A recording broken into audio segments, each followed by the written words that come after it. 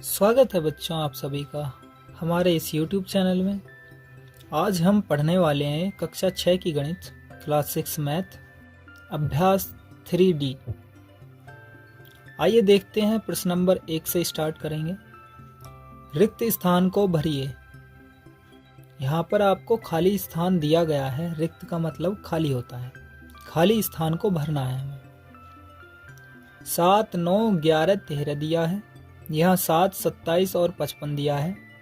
यहाँ पर क्या आएगा, हमको ये 4 ऑप्शन दिए गए हैं, कै, खे, गे, घे, 77, 91, 81 और 98। ठीक है, इनमें से कोई सा एक आएगा जो यहाँ पर इस बॉक्स में भरा जाएगा। तो कैसे करेंगे हम इसको, ध्यान से सीखते हुए चलेंगे कि किस प्रकार करेंगे। यहाँ खुद देखिए, आप समझिए। 7 से 7 को कितनी बार गुणा किया गया होगा, एक बार। ठीक है ना, 7 से 7 लाने के लिए 1 से गुणा किया गया होगा, 7 एकम 7।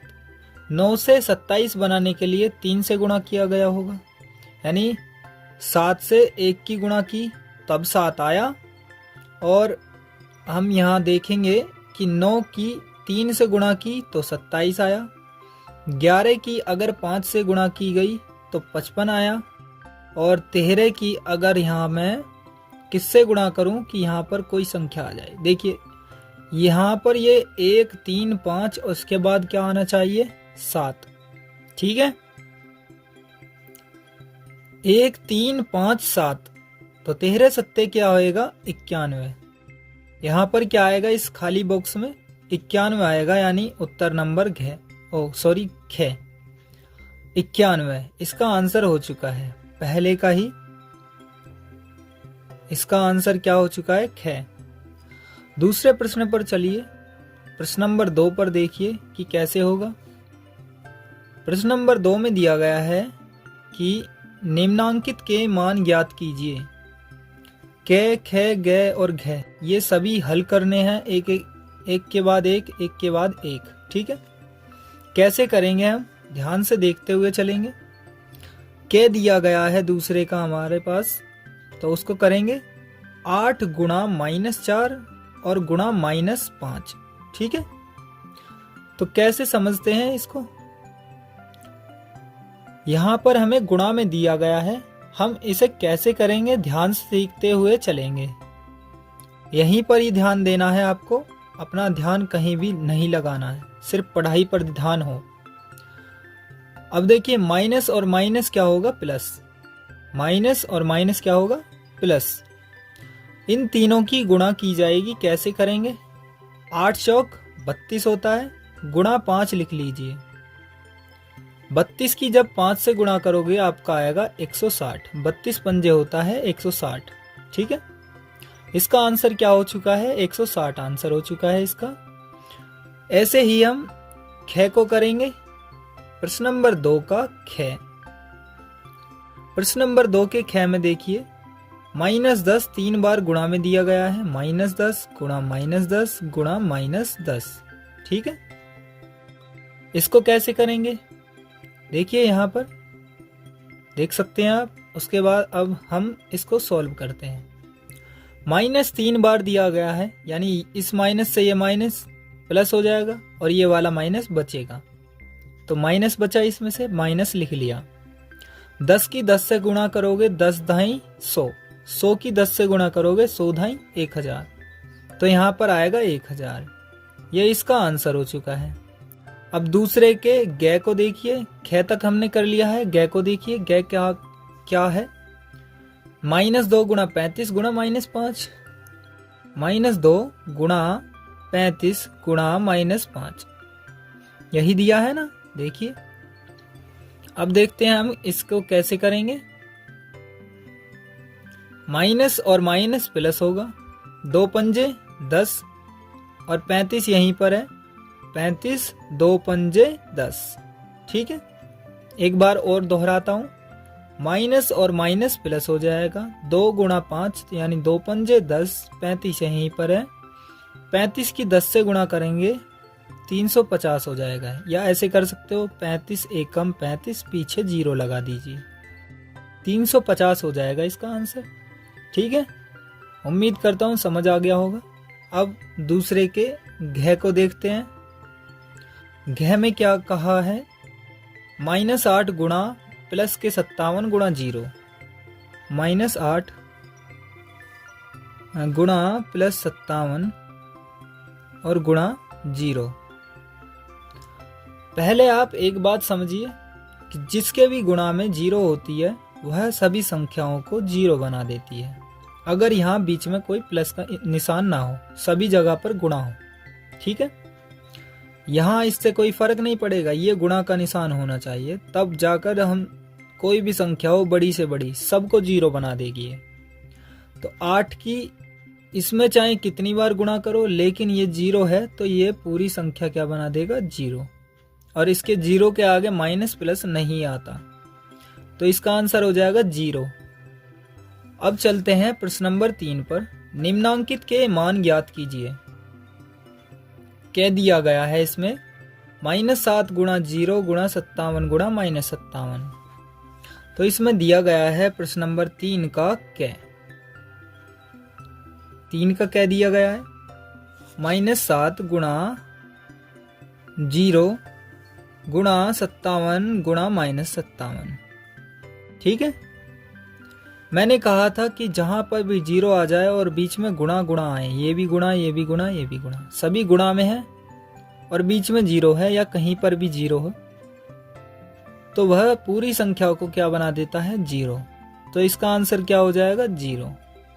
अब देखिए तीसरे के ख को, प्रश्न नंबर 3 के ख को, 1456 गुणा 625 -456 गुणा 625। यहाँ पर हमें संकेत दिया है कि किस तरह से आप कर सकते हो। 1456 - 456 गुणा 625, यानी 625 दोनों तरफ है, उन दोनों का एक कॉमन ले लिया। 1456 की 625 में गुणा होगी तो ऐसे लिखा जाएगा, और 456 गुणा 625 ऐसे लिखा जाएगा। यानी इस तरह से भी लिख सकते हैं इसको।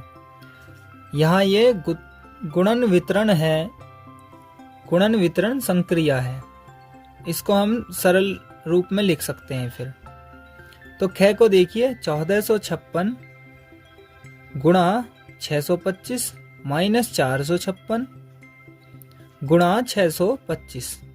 इसको हम कैसे लिख सकते हैं, 1456 -456 गुणा 625। ठीक है, एक बार देख सकते हो आप, संकेत में दिया गया है, इसी प्रकार हम लिखकर इसको हल कर सकते हैं। देखिए कैसे करेंगे। 1456 में 456 घटाने पर 1000 आ जाएगा। ठीक है, और गुणा 625 यहाँ पर साइड में है। 625 की 1 से गुणा करोगे तो 625 एकम 625 और 3 जीरो इसके साथ आएंगी। ठीक है, ये इसका आंसर हो चुका है, आपको समझ आ गया होगा। अब चलते हैं प्रश्न नंबर 3 के ग की तरफ को।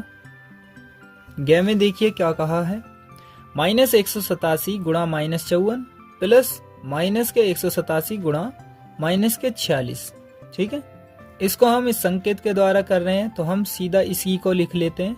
इसमें आपको समझ आ गया होगा कि हमने कैसे किया है, इस संकेत के माध्यम से ही किया था। अब ग को भी इसी तरीके से करेंगे। तो दोनों तरफ -187 है तो -187 बाहर ले लिया और ये दो संख्याएं अंदर ले ली हैं बड़े कोष्टक के साथ। तो -187 लिखकर मैं सीधा सोल्व कर रहा हूं, आप इस क्वेश्चन को उतार लीजिएगा। ठीक है, -187 और कोष्टक में है -54 और प्लस -46 प्लस माइनस के 46, ये है कोष्टक। देखिए -187 इन दोनों के बीच में गुणा का निशान होता है, अभी फिलहाल के लिए यूं ही लिख लीजिए। -54 प्लस -46। ठीक है, अब हम क्या करेंगे, इससे आगे देखिए -187 भाग से ये देखिए, इसको इन दोनों के बीच में गुणा का निशान होता है, मैंने अभी आपको बताया था। -54 और -46 दोनों को जोड़ दिया जाएगा। जब चिन्ह एक से होते हैं, माइनस के हों या प्लस के हों, तो संख्याएं जोड़ दी जाती हैं और जो चिन्ह आए वह चिन्ह लगा देते हैं। -54 और -46 दोनों जोड़ने पर कितने आएंगे? 100। कितने? माइनस के। माइनस और माइनस, अब इसको सॉल्व कीजिए। माइनस और माइनस क्या होगा? प्लस। और 187 एकम 187, 2 जीरो हैं इसके साथ में, तो 2 जीरो पीछे लगा देंगे। तो 18,700 इसका आंसर हो चुका है। उम्मीद करता हूँ आपको ये समझ आए हैं। आगे चलते हैं प्रश्न नंबर 4 की तरफ को।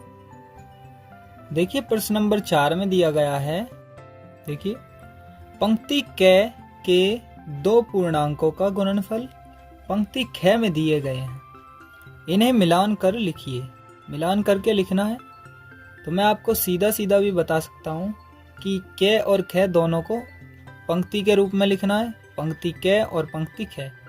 क के ये नीचे नीचे लिखना है और ख के नीचे नीचे लिखने हैं, ठीक है।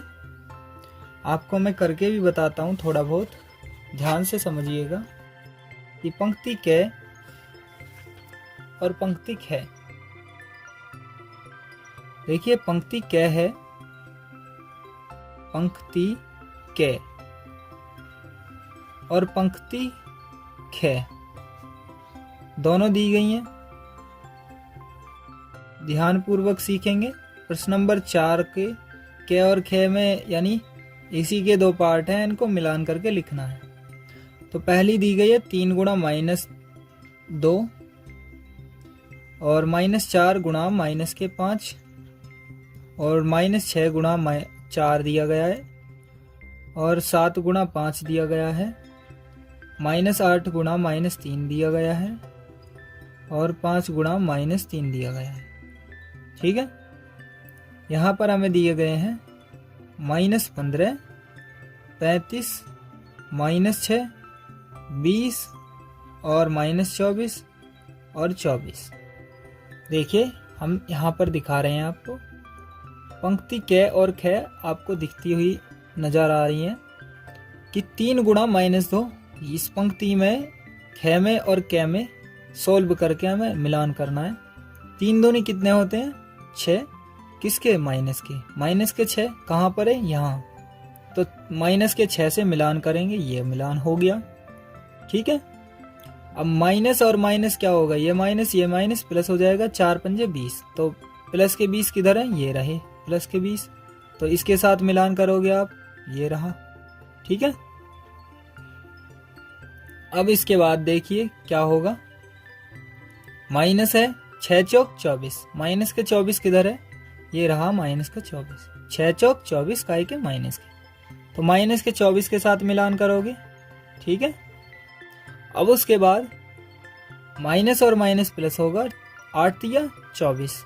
तो प्लस के 24 किधर है? ये रहा प्लस का 24। देखिए इसका मिलान इसके साथ करोगे।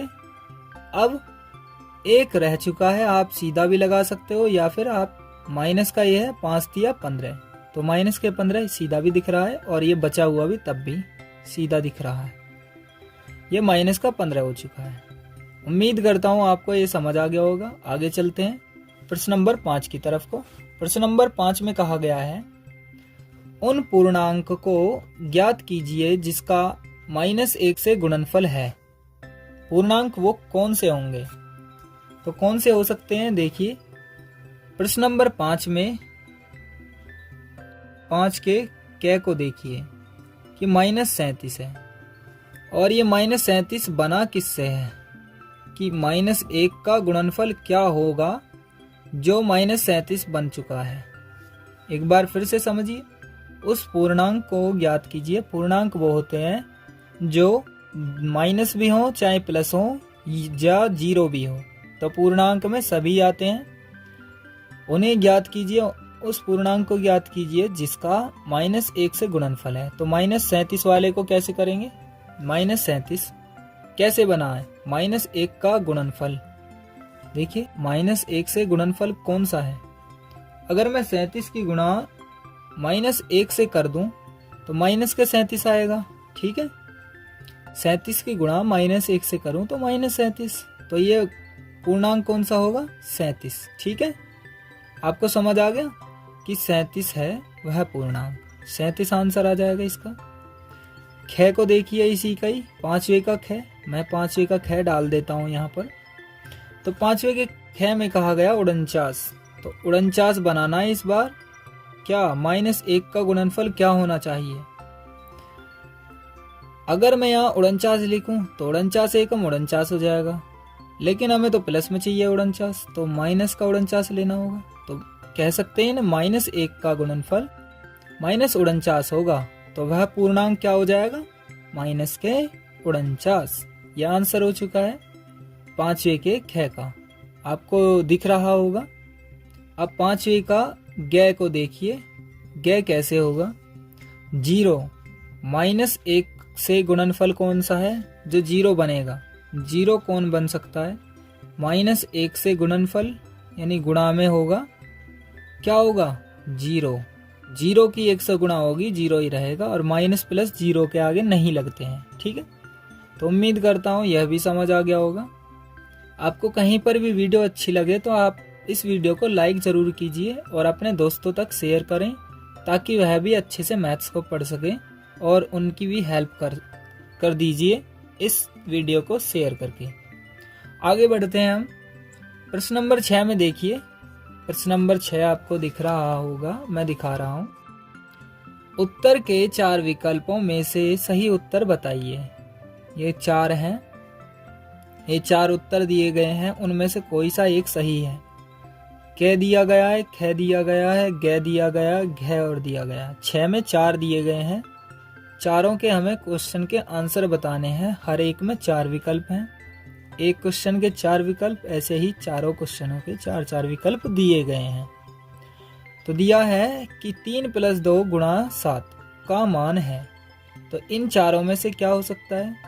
देखिए 3 के साथ 7 की भी गुणा होगी तो 3 × 7, और 2 की 7 से गुणा होगी तो 2 × 7, बीच में प्लस है तो प्लस लगा दीजिए।